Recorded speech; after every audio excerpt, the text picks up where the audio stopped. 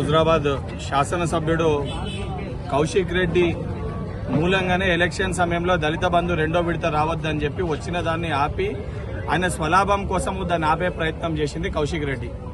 100% దళితుల పట్ల కాంగ్రెస్ పార్టీకి చిత్తశుద్ధి ఉంది.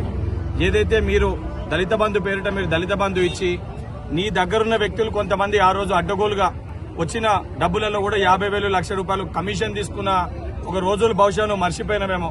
నిజంగా దళితుల పట్ల నీకు చిత్తశుద్ధి ఉంటే ఇదే శాలపల్లి ఇంద్రానగర్ లో గత బై ఎలక్షన్ సమయంలో ఎవరైతే యాక్సిడెంట్ కి లోనై 2 మహిళలు చనిపోతే వారికి సంబంధించి 10 లక్షల రూపాయలు ఇస్తామని చెప్పి ఆ రోజు మీరు మాట ఇచ్చారు.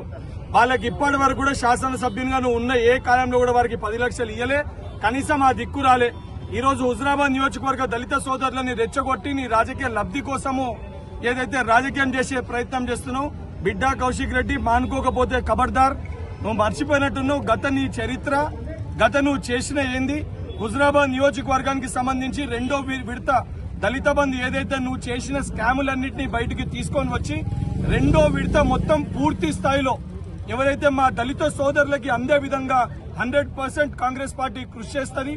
దానికి మా స్థానిక నాయకుడు ప్రణవ్ గాని, ఇక్కడ ఉన్న జిల్లా మంత్రి పొన్నం ప్రభాకర్ గారు గాని తప్పనిసరిగా వారందరితో కూడా మాట్లాడి సంప్రదింపులు చేసి ఏదైతే ముఖ్యమంత్రి గారి దృష్టికి తీసుకొని వెళ్లి లాస్ట్ టైం నువ్వు చేసిన స్కామ్స్ అన్నింటినీ బయటికి తీసుకొని వచ్చి తగిమోళ్ళందరూ కూడా 100% ఆ స్కీమ్ ని ఇంప్లిమెంట్ చేసే బాధ్యత మేము తీసుకుంటాం.